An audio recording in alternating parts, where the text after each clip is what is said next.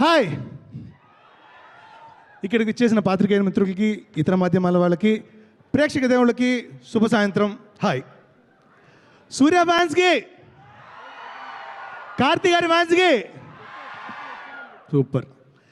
So వీరభద్రుడు చూస్తున్నారు కదా, మామూలుగా ఆయన హీరోగా వస్తేనే చిత్త కొట్టేస్తాడు.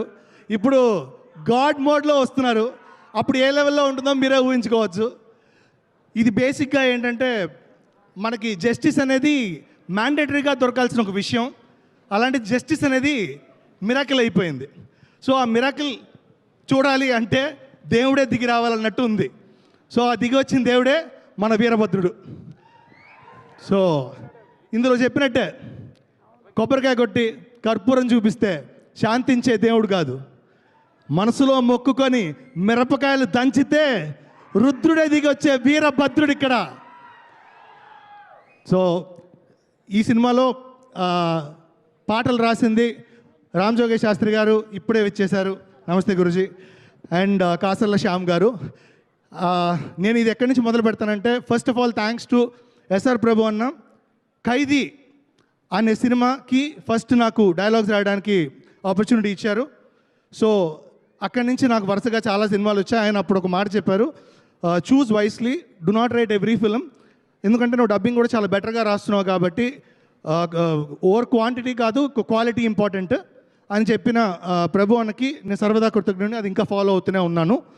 అండ్ కార్తీ అన్న ఎక్కడున్నా, ఎప్పుడు ఇక్కడికి వచ్చినా నాతో మాట్లాడుతూ ఒక ఫ్యామిలీ లాగే ట్రీట్ చేస్తారు.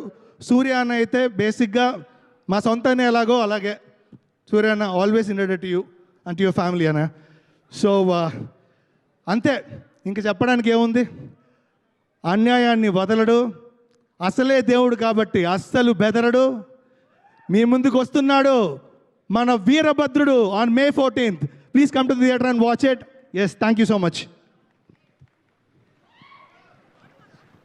సార్, ఆర్జే బాలాజీ గారి గురించి చెప్పడం మర్చిపోయింది, ఒక్కటి చెప్పేస్తాను. ఎందుకంటే నేను చెన్నైలో పెరిగిన టైమ్స్ నుంచి ఆయన ఆర్జేగా చేస్తున్నప్పుడు, ఆయన ఆర్జే షోకి నేను, యాక్టర్ మణికంఠన్, మేమందరం పెద్ద fans. So we use to watch for his ఇది. అండ్ ఆయన అక్కడి నుంచి ఒక క్రికెట్ కోచ్, కామెంటేటర్గా వచ్చి ఈ సినిమాలో అయితే సూర్య అన్న గారు ఎంత గొప్ప యాక్టరో అందరికీ తెలుసు. ఒక గ్రేటెస్ట్ యాక్టర్ని, ఇంకో యాక్టర్ని చూడబోతున్నారు on screen. That is RJ Balaji గారు in a negative shade. So this is human versus god. Watch it in theatres on May 14. వీరభద్రుడు.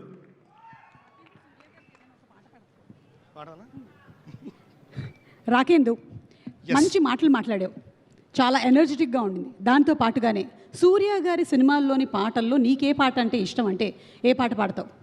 మా నాన్నగారు రాసిన పాట, Ghajini సినిమాలోంచి.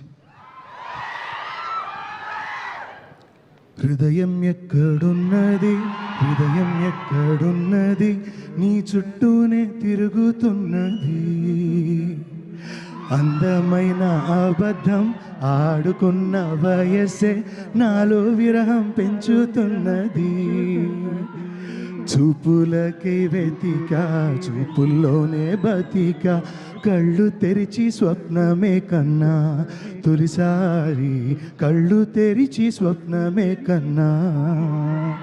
Thank you so much Rakendu. That's so nice.